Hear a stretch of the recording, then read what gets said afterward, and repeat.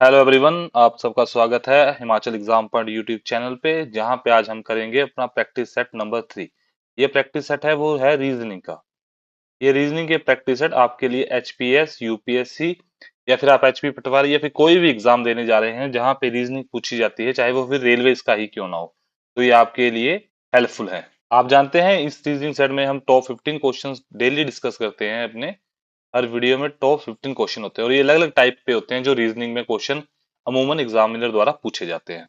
तो चलिए फिर स्टार्ट करते हैं आज अपने पहले क्वेश्चन के साथ। जिन बच्चों ने कभी भी एग्जाम दिया हो वहां पे इन्होंने ये एग्जाम में क्वेश्चन देखा होगा कि इस तरह की एक सीरीज आपको एग्जामिनर दे देगा और आपको ये जो ब्लैंक्स हैं इनको फिल करके एक सीरीज का पैटर्न बनाना है। तो इसके लिए सबसे इंपॉर्टेंट है, यदि आपके पास यहाँ पे डाटा पूरा है तो आप यहाँ बनाने की ट्राई कीजिए। अदरवाइज आप ऑप्शंस का सहारा लीजिए और उस सीरीज है उसको कंप्लीट करने की ट्राई कीजिए। तो यदि मैं सबसे पहले यहाँ पे पहली सीरीज को पुट करूं तो मेरे पास आता है A B, B again B और फिर आ जाएगा ए। तो आपने जैसे जैसे दिए होते हैं ऐसे एग्जैक्ट आपने यहाँ पे ऊपर जो ब्लैंक्स है उनमें फिल करने हैं। ऐसे फिल करके आप देखेंगे कि कोई पैटर्न बन रहा है। तो हम जब देखते हैं तो यहाँ A B, A B, B B, A B B, यहाँ को फिल करके कोई भी पैटर्न हमें देखने को नहीं मिल रहा। तो अब हम क्या करेंगे, अब हम अपनी ऑप्शन नंबर 2 जो है वो फिल करेंगे, ये वाली। तो सबसे पहले ए फिर बी, जैसे ऑप्शंस में दे रखे हैं एग्जैक्ट वैसे ही हमने फिल करते हैं। बी ए बी, तो फिर ए बी, ये ए बी का एक सेट, यहाँ पे ए बी का एक सेट, यहाँ पे ए बी का एक सेट, यहाँ पे भी हमें, और हमें हर जगह जो है वो एक सीरीज में सेट मिल रहा है, वो मिल रहा है ए बी का। ये इस एग्जामिनर ने बार बार लिखा हुआ है A B A B A B. तो जो ये है तो ये हमारी ऑप्शन हो सकती है, बट हम अगेन जो सभी ऑप्शंस हैं उनके साथ इसको चेक करेंगे। अब तीसरी जो ऑप्शन है उन्हें पुट करके देखें तो हम देखेंगे हमें थर्ड में भी मिल रहा है कोई सीरीज पैटर्न। तो यदि हमें थर्ड में मिलेगा तो हमारे पास हमें फिर चेक करना पड़ेगा कि एग्जैक्ट कौन सा बन रहा है। बी ए बी और बी, आपके यहाँ बी ए बी, फिर ए बी बी, यहाँ कोई भी पैटर्न हमें नहीं बनता हुआ दिख रहा। अगेन अब हम फोर्थ चेक करेंगे। सभी को चेक करने का रीजन एक यही है, यदि आपको लग सकता है कि ए बी पैटर्न है, क्या पता एग्जामिनर कोई और पैटर्न किसी और ऑप्शन में छुपा के रखा हो नीचे वाली में, जहां तक आप जाओ ना आप बी मार्क करके चले आओ और आपका क्वेश्चन हो जाएगा गलत। तो आप इसे पूरा चेक करेंगे, बी ए बी एंड ए। तो ए बी कोई भी यहाँ पैटर्न हमें बनता हुआ नहीं दिख रहा। तो जो हमारी ऑप्शन बी है वो बिल्कुल सही है इसके लिए। बट यहाँ हमेशा चेक करना चारों ऑप्शंस को, ये एक करके आंसर मत मार्क कर देना कभी भी। तो हमारा नेक्स्ट क्वेश्चन है, read the following information carefully and आपको आंसर करना है इस क्वेश्चन का। उसने बोला there are 6 childrens playing football, name है उनके A B C D E F. ठीक है, ये 6 बच्चे हैं, A B C D E F. A and E are brother, तो हम ब्रदर को कैसे मेंशन करते थे, एक सिंगल लाइन, दोनों भाई हैं तो दोनों प्लस। तो F and F is the sister of E, यदि एफ बहन है ई की तो नेगेटिव साइन आ जाएगा। C is the only son of S uncle, ठीक है, सी जो है वो अकेला सन है ए के अंकल का। तो इस लाइन को भी पेंडिंग रखते हैं, थोड़ा रुक के इस लाइन को पुट करेंगे। B and D are daughters of C's father, जो सी है, ठीक है, उनके फादर है जो, उनकी डॉटर्स हैं बी और एक डी। और इसने कहा है कि C is the only son of A's uncle, तो जो ए होंगे वो ए के क्या होंगे, अंकल, ये ओनली सन है। तो उसने पूछा है कि सी एफ से कैसे रिलेट करेगा। यदि हम इसे सेट करें इन दोनों इक्वेशंस को तो हमें पता चलेगा कि ए ई और एफ, ए के कोई अंकल है, मान लेते हैं कि ए के कोई अंकल है यहाँ पे, उनका नाम हमें नहीं दिया हुआ, उनके बच्चे हैं सी, बी जो है डॉटर है और डी क्या है डॉटर। और इन लगे सी का क्या रिश्ता है एफ से, और एफ क्या थी सिस्टर। तो ये दोनों क्या लगेंगे, ये लगेंगे कजन्स। ठीक है, ये कजन रहेंगे। तो चलिए अपना नेक्स्ट क्वेश्चन सॉल्व करते हैं। No fruit is tree. श्लोक हमें पता है हम कैसे बनाते हैं, हम दो सीरीज में ये सीखा है कि श्लोक के हम कैसे डायग्राम बनाते हैं। तो अब हम डायरेक्ट डायग्राम बनाएंगे कि कोई भी जो फ्रूट है वो ट्री नहीं है। ठीक है, कोई भी फ्रूट क्या है आपका, ट्री नहीं है। जितने भी फ्लावर्स हैं वो ट्री हैं, ऑल फ्लावर्स आर ट्री। तो ट्री के अंदर कहीं बनेगा ये फ्लावर का हिस्सा, जो क्या होगा, फ्लावर आपका। तो वो हमें कंक्लूजन दे रहा है सम ट्रीज आर फ्लावर। तो हाँ जी, कुछ हिस्से ट्री के फ्लावर हैं, तो ये हो जाएगी आपकी सही। और कहता है कि नो फ्रूट इज फ्लावर। यदि ट्री नहीं है तो ट्री के अंदर का हिस्सा कैसे हो सकता है, तो दोनों आपकी ऑप्शंस हो जाएंगी ठीक, आपका आ जाएगा answer C. Both conclusion 1 and 2 follow. चलिए अब सॉल्व करते हैं अपना नेक्स्ट क्वेश्चन, जिसमें हमें सीरीज कंप्लीट करनी है, जिसका सीरीज का हमें नेक्स्ट नंबर निकालना है। सीरीज है 4, 8, 28, 80 एंड 244। इसका आपको नया नंबर बताना है। मैंने कई बार बोला यदि सीरीज एकदम से इंक्रीज हो जाए तो आप समझ लीजिए इसमें कुछ मल्टीप्लाई या कुछ ऐसी चीज का यूज कर रहा है वो। तो अब हम देखते हैं कि 4, 8, 28, 80, 244। तो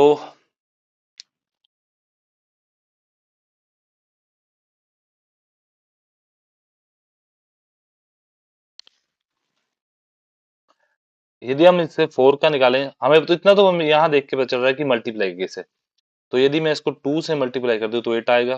बट मैं 8 को यदि मल्टीप्लाई करता हूं तो 28 इस टेबल में नहीं आएंगे, तो ये रिलेशन तो इसका काम नहीं करेगा। तो हमें कुछ और सोचना पड़ेगा।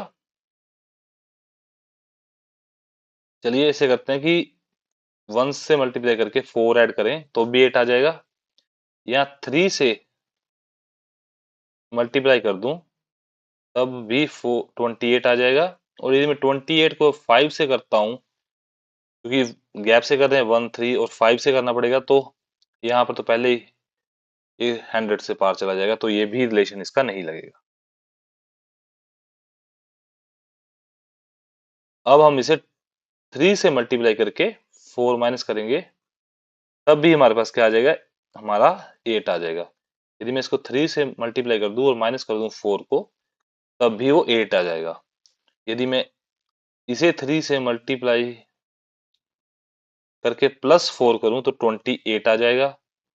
इसे करता हूं 3 से मल्टीप्लाई तो 84, और उसमें से हम माइनस कर देंगे 4। अब 3 से मल्टीप्लाई और 4 ऐड, जो हमारा नया नंबर होगा वो इस रिलेशन से आएगा।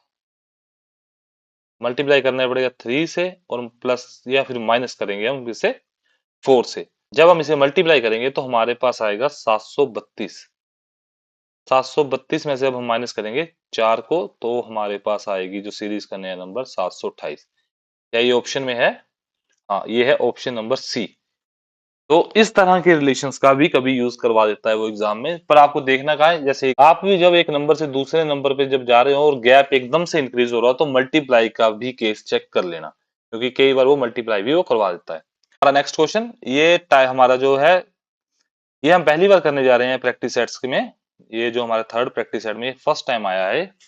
सो क्वेश्चन, इस तरह के क्वेश्चंस को हम करते हैं कि जहां हमारे पास दो चीजें दी होती है, उनमें जो रिलेशन है उसी रिलेशन को लगा के हमें दूसरा जो केस हमें दिया होगा उसको भी हम सोल्व करेंगे। तो उसने हमें कहा है कि टेनिस है ना जो, वो कोर्ट से रिलेटेड है। तो हम जानते हैं कि टेनिस कोर्ट में खेला जाता है, तो फिर बॉक्सिंग किस में खेली जाती है, रिंग में। तो हमारे पास ऑप्शन भी है, तो option number B, ring is a right answer.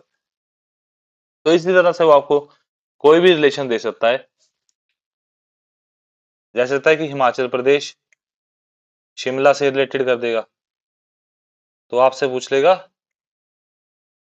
UP का बताइए, तो शिमला हिमाचल की है कैपिटल, तो आप यूपी की कैपिटल बताओगे। ठीक है, इसी तरह कोई भी आपको बता सकता है, आपको उन दोनों में रिलेशन देखना है कि जो टर्म्स दे रखी है उनमें क्या रिलेशन है। तो डिस्टेंस का क्वेश्चन करते हैं अब। एक व्यक्ति ने चलना स्टार्ट किया, man start travel after 19 meter, 19 meter चलने के बाद वो लेफ्ट टर्न लेता है। ठीक है, नाउ ही वॉक्स 10 मीटर, अब वो 10 मीटर चलता है लेफ्ट टर्न करके। After it he takes right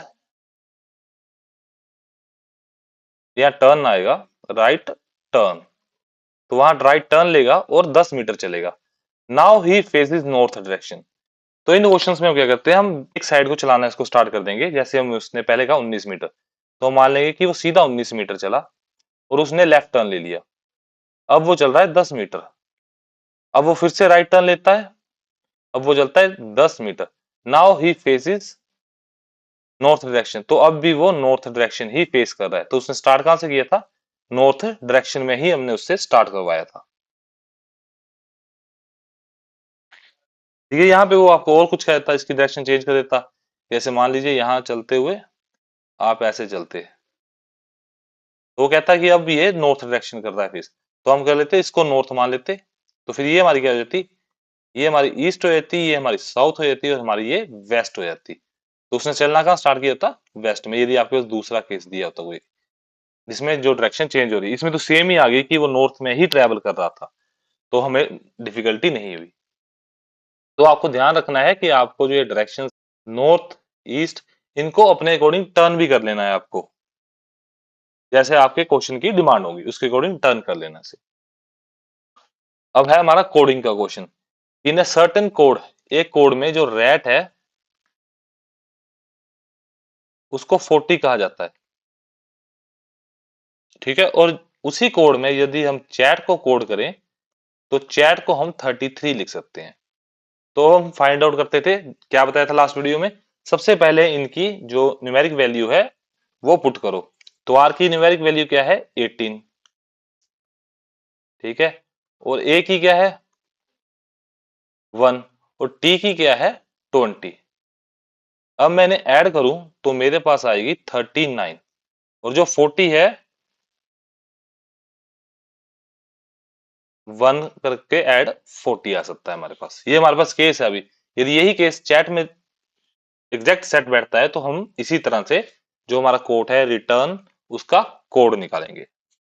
तो अब चैट में सी की 3, एच की 8, ए की 1 और टी की 20, जब आप इसे ऐड करोगे तो आपके पास आएगा 32, और यदि आप +1 करोगे तो आपके पास आ जाएगा 33। तो अब हम रिटर्न की निकालेंगे इसी तरह से। तो रिटर्न की क्या आएगी, 18, नीचे लिखता हूं,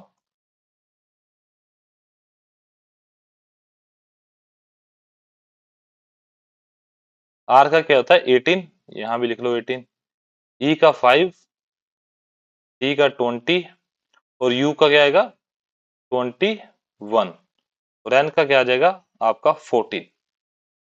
तो आप इसे ऐड करेंगे हम, 18 18 36, 36 + 20 56, 56 + 5 61, 61 + 21, तो आपका आ जाएगा 82। अब 82 में आप 14 ऐड करोगे तो आपका आ जाएगा 96। तो एक हमें जो वो एग्जामिनर ऐड करके कोड को निकाल रहा है, तो हम एक ऐड कर देंगे तो हमारा जो कोड आ जाएगा 97। तो जो ऑप्शन बी है वो हमारा क्या रहेगा, कोड 97 है पजल बेस्ड। ये जो हमारी A B C D E F, हमारे पास 6 पर्सन है, वो एक सर्कुलर टेबल पे बैठे हुए हैं और फेस कर रहे हैं सेंटर के। तो हम क्या सबसे पहले करेंगे, अपना टेबल बना लेंगे। तो 6 पर्सन है हमारे पास, तो आप इस तरह बैठा लोगे 6 पर्सन जब भी आपके पास होंगे और सेंटर को फेस करें। तो आप ना भी बनाओ तो आपको आइडिया होगा कि ये अंदर की तरफ बैठे हैं। हमारी जो पहली कंडीशन है, A sit second to the left of B. तो यदि मैं बी को यहाँ बैठा दूं और अंदर की तरफ फेस करें तो लेफ्ट बी का इस साइड होगा, तो A second to the left यहाँ बैठ जाएगा। E seat an immediate left of, तो इमीडिएट लेफ्ट ए का यहाँ पे है, तो C sit immediate right of F. अब सी जो है वो, ये ध्यान से देखिए, जो सी है वो इमीडिएट राइट है एफ के। मतलब इसका मतलब है कि दोनों साथ बैठेंगे, तो साथ बैठाने की जगह यही बची है हमारे पास। तो एफ के इमीडिएट राइट सी यहाँ पे आएगा, और जो बचा हमारे पास डी, हम उसे यहाँ बैठा देंगे। ये कह रहा है what is the position of C with respect to D. अब आपको बताना है कि जो सी की पोजीशन है वो डी के रिस्पेक्ट में क्या है। और इन केसेस में ना आप दोनों साइड से पोजीशन चेक कर लेना, ठीक है, लेफ्ट से भी और राइट से भी, सी से और डी की। क्योंकि एग्जामिनर आपको कभी बोथ वाली केस भी दे सकता है। आप एक चेक करोगे, ऑप्शन टिक कर दोगे, बट एग्जामिनर आपको बोथ वाली कंडीशन भी दे सकता है। अब वो हमसे कह रहा है what is the position of C with respect to D. यदि मैं डी को देखूं, डी इस साइड फेस कर रहा है, तो डी के यहां से तो ये थर्ड लेफ्ट है, तो हम देखेंगे हमारे पास थर्ड लेफ्ट वाली ऑप्शन है। Immediate right, second to the left, third to the left है हमारे पास। अब हम देखेंगे राइट वाली साइड से, 1 2 3, तो इस साइड से भी थर्ड राइट है, बट हमारे पास कोई थर्ड राइट वाली ऑप्शन नहीं है, तो हमारा जो आंसर रहेगा वो डी रहेगा। रीजनिंग में आपको इन्हीं छोटी छोटी बातों का ध्यान रखना पड़ता है कि आप ईदर के केस में ना फंस जाएं, आप बोथ के केस में ना फंस जाएं। यहीं पे यदि मैं एग्जामिनर होता तो मैं यह ई ऑप्शन दे देता और क्या देता कि both A and D are correct, और मैं ए पे यहाँ लिख देता कि ये थर्ड टू द राइट है।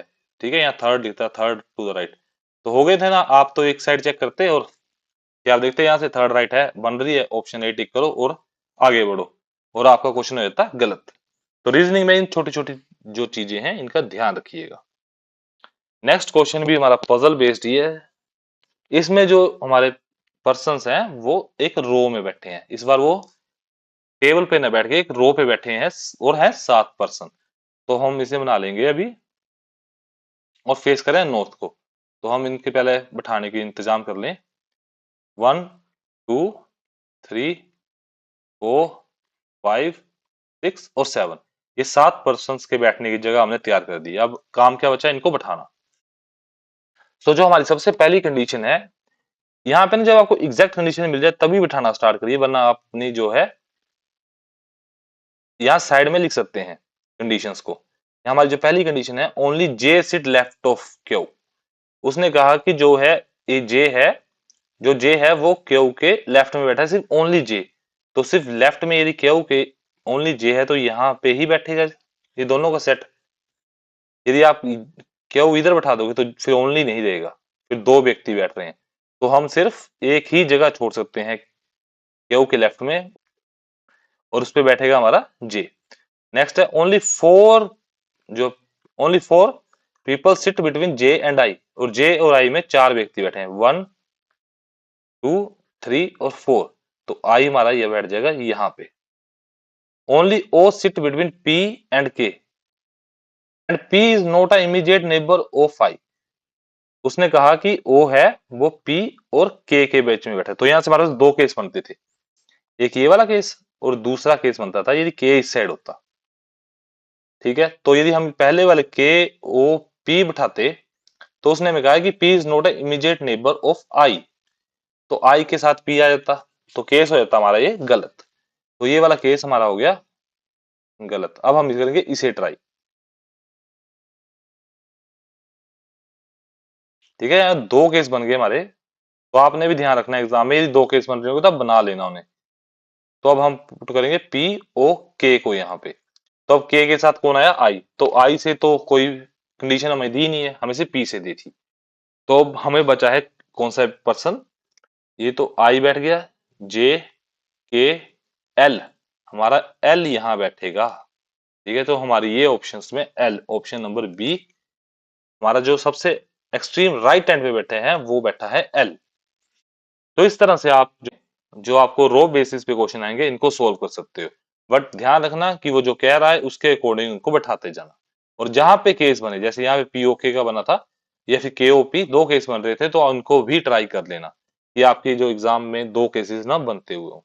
सो हमने थर्ड प्रैक्टिस सेट में ये क्वेश्चन भी नया ऐड किया है जिसमें हम डाइस की बात करेंगे। हम इसी तरह आपका जो रीजनिंग का लेवल है वो डे बाय डे इंक्रीज करते हुए चलेंगे, रीजनिंग के हर टाइप्स के क्वेश्चन को सोल्व करते हुए। सो जैसे आज हमने दो क्वेश्चन ऐड किए नए, एक क्वेश्चन था ये वाला और दूसरा क्वेश्चन था ये वाला।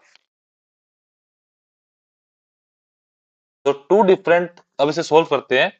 To different positions of a die are shown, आपको एक ही डाइस की दो डिफरेंट जो पोजीशंस दिखाई हुई हैं। What number will be on the opposite face to K, आपको दो के ऑपोजिट बताना है कि कौन सा नंबर आएगा। तो इन क्वेश्चंस को हम इस तरह सोल्व करते हैं कि जैसे आपने देखा यहाँ 1 कॉमन है, यहाँ 1 कॉमन है, आप इससे क्लॉकवाइज लिखोगे। जैसे 1 के बाद क्लॉकवाइज 3 आएगा, 3 के बाद क्लॉकवाइज क्या आएगा 6। तो यहां से आप लिखोगे 1 के क्लॉकवाइज क्या है 2, तो 1 के नीचे 1 और फिर आ जाएगा 2। तो फिर यहां से क्लॉकवाइज लिखोगे आ जाएगा 4। तो 1 के अपोजिट तो जो नंबर बचेगा उसको हम लिख देंगे, पर 3 किसके अपोजिट आएगा 2 के, और 6 किसके अपोजिट आएगा और 4 के। तो इन दोनों का तो हमें पता चल गया, और बचा क्या 5। तो आप कह सकते हैं कि 1 के अपोजिट क्या आएगा 5। फिर डाइस में 1 to 6 ही नंबर मेंशन्ड होते हैं। तो हमसे पूछा है 2 के अपोजिट क्या आएगा, तो आपका आंसर आ जाएगा ऑप्शन नंबर ए 3, जो कि हमारी डाइस के अपोजिट आएगा।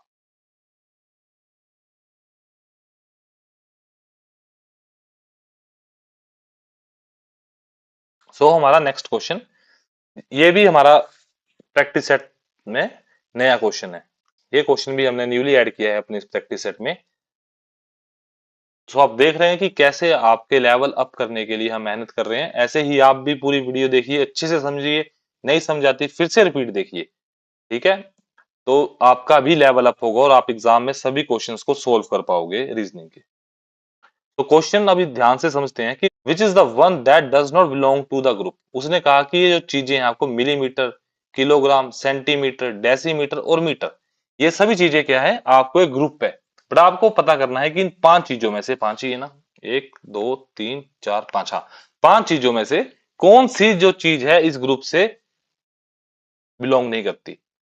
बात करें मिलीमीटर, तो मिलीमीटर का हम यूज क्या करते हैं, किलोग्राम का यूज क्या करते हैं, सेंटीमीटर का यूज क्या करते हैं, फिर या डेसीमीटर का यूज या फिर मीटर का यूज क्या करते हैं। तो हमारा जो आप जानते हैं मीटर किसके लिए, लेंथ को नापने के लिए हम यूज करते हैं, डेसीमीटर भी, सेंटीमीटर भी। बट जो किलोग्राम है ना, ये किलोग्राम हम वेट के लिए यूज करते हैं। कितने केजी के हो आप, या फिर कितने किलो आपने आटा लिया, इन सब चीजों के लिए हम क्या करते हैं किलोग्राम यूज करते हैं। उनके लिए हम मिलीमीटर या सेंटीमीटर यूज नहीं करते। बट ये जो बाकी 4 चीजें हैं इनका हम यूज करते हैं लेंथ के लिए। तो सबसे ओड क्या हुआ हमारा kilogram.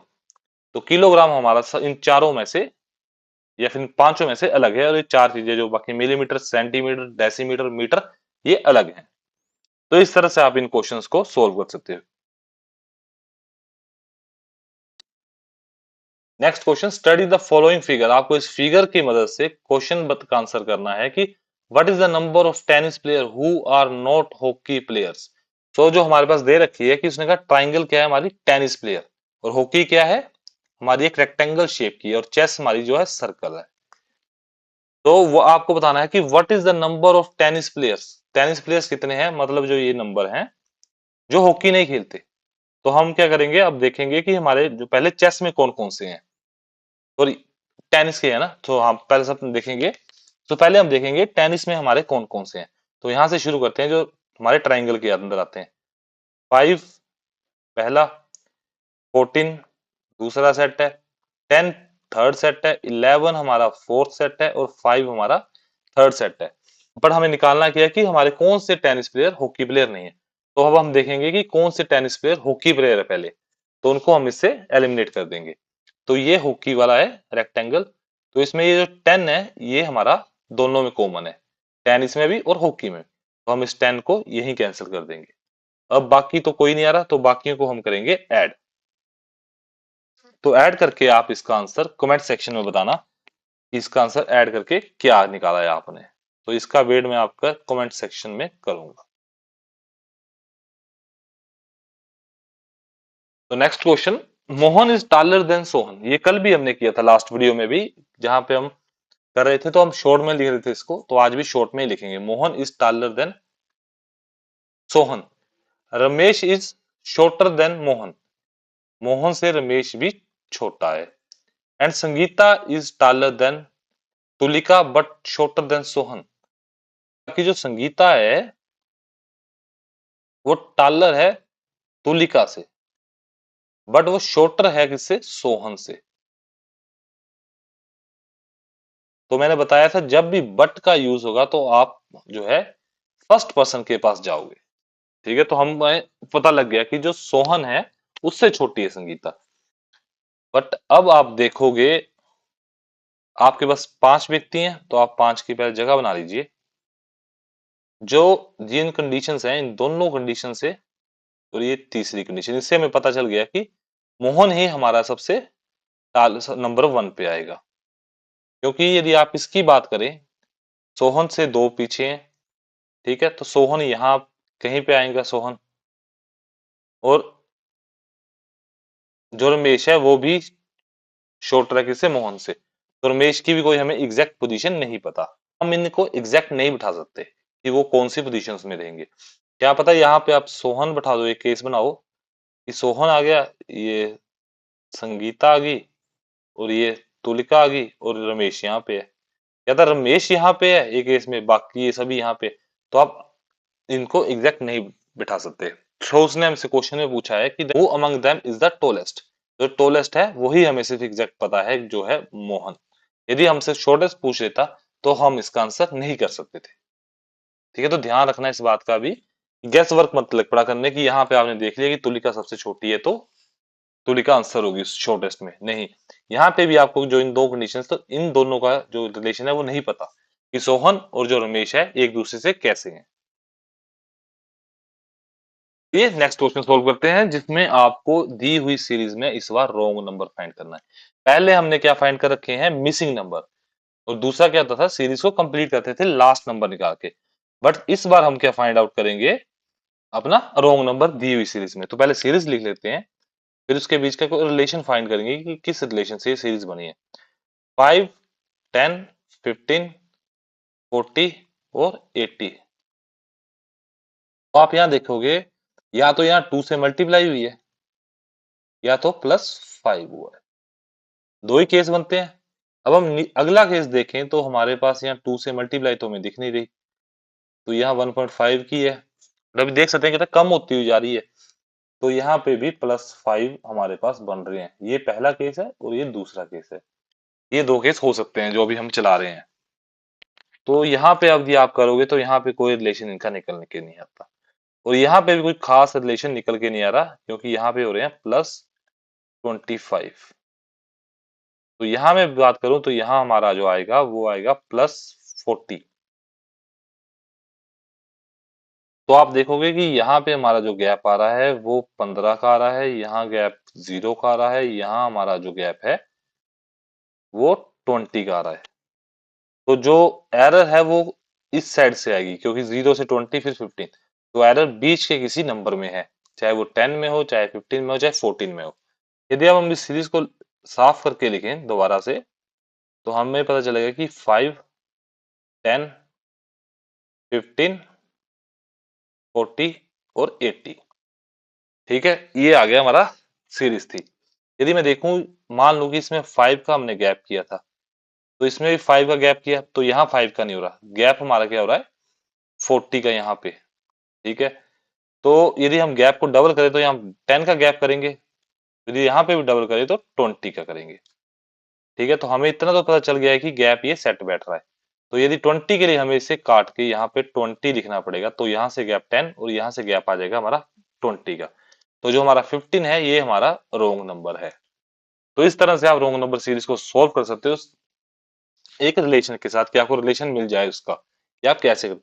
So thank you guys for watching this video. अब मिलते हैं नेक्स्ट पार्ट के साथ, पार्ट नंबर 4। इसमें भी अब हम क्वेश्चंस के लेवल को थोड़ा हाई करेंगे, थोड़ा मॉडरेट की तरफ इसको शिफ्ट करेंगे इन मॉक टेस्ट को। तो बने रहे इस सीरीज के साथ। उसके लिए आपको क्या करना पड़ेगा, आपको चैनल को सब्सक्राइब करना पड़ेगा, तभी आपके पास नई वीडियो की नोटिफिकेशन आएगी। और यदि आपको कंटेंट अच्छा लगा हो तो आप चैनल को सब्सक्राइब और वीडियो को लाइक भी करके जाइएगा। तो मिलते हैं अब नेक्स्ट पार्ट में।